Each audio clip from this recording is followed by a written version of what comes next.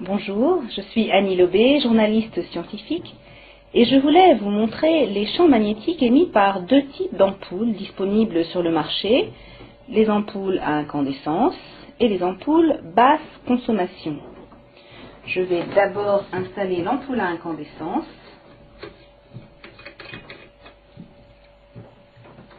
Pour réaliser la mesure, j'utilise le Gauss-mètre de Monitor Industries, qui mesure le champ magnétique de 50 Hz.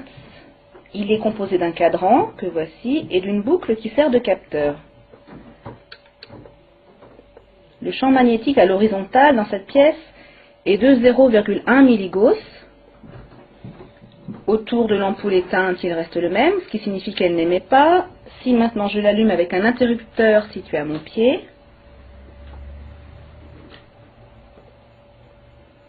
pas de changement, pas d'émission.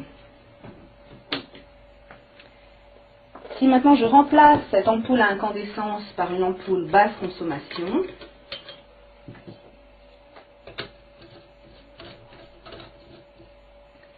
que se passe-t-il?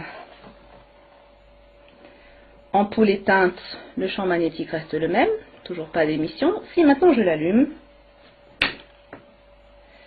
là c'est très différent. Il faut changer d'échelle pour réaliser la mesure. On est ici à plus de 25 milligauss. Si je l'éteins, ça redescend. Toutes les ampoules basse consommation émettent des champs magnétiques. Voici les résultats de mesure que j'ai effectués au salon Bio Marjolaine en novembre 2008. Il y avait 3 stands qui proposaient ces ampoules, l'essentiel, Interlux et Bien-être Matériaux. Sur le stand essentiel, 2 modèles, un qui émet 10 milligauss et l'autre avec ioniseur 75 milligauss. Sur le stand Interlux, un modèle qui émet 50 milligauss. Et sur le stand Bien-être Matériaux, 2 modèles, dont l'un, soi-disant blindé anti-radiation, émet 125 milligauss et le modèle non blindé 150 milligauss. Pourquoi l'émission de champs magnétiques par ces ampoules basse consommation est-elle un problème?